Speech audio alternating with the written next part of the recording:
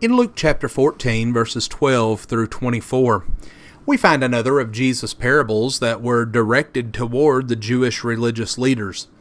In verse 1 of this chapter, we see that Jesus was eating at the home of a prominent Pharisee. And Luke adds that Jesus was being carefully watched by the Jews, just waiting for him to do something that they could use against him. But ignoring this fact, and even though it was the Sabbath day, Jesus healed a man in the presence of his host and all of these other guests. This no doubt caused them to object to Jesus' actions. Well, following this healing, Jesus spoke about the Sabbath day and also about some of their customs.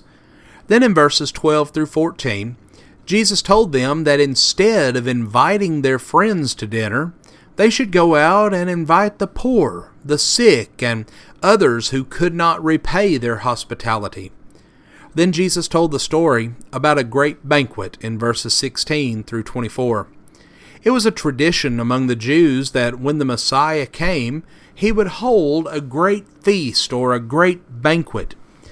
Jesus' parable, however, did not describe what they expected. He told about a man who had prepared a great banquet and invited many guests. At that time, banquets were special times of celebration, such as a wedding, a birthday, the arrival of a guest, or many times even a funeral. And invitations were sent out, and a certain formality was something that was expected to be observed. An invitation was sent out, but the potential guests refused.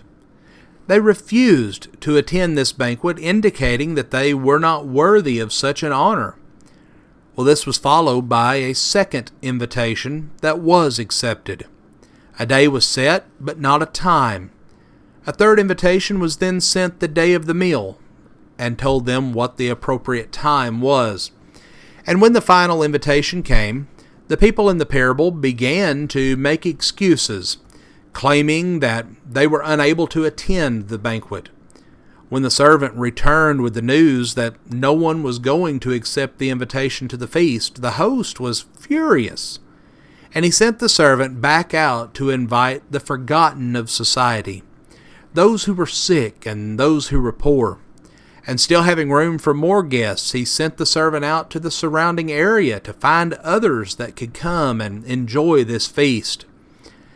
It was a great honor to have been invited to such a banquet, and to have refused was an insult to the host.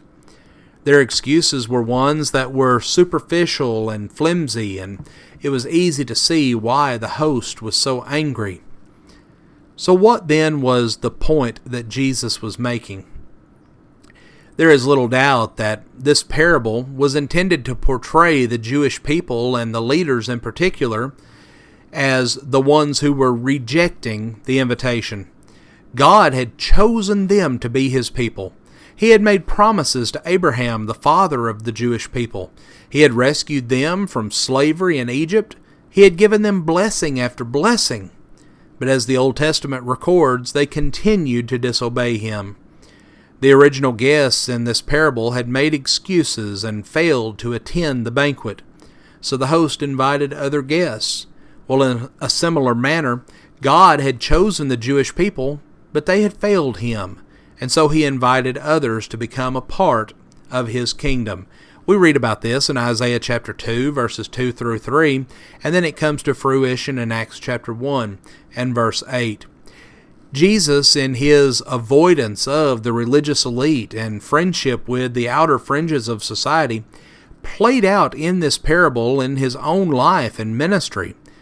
But the parable also reminds us of one of the main themes of Luke's gospel.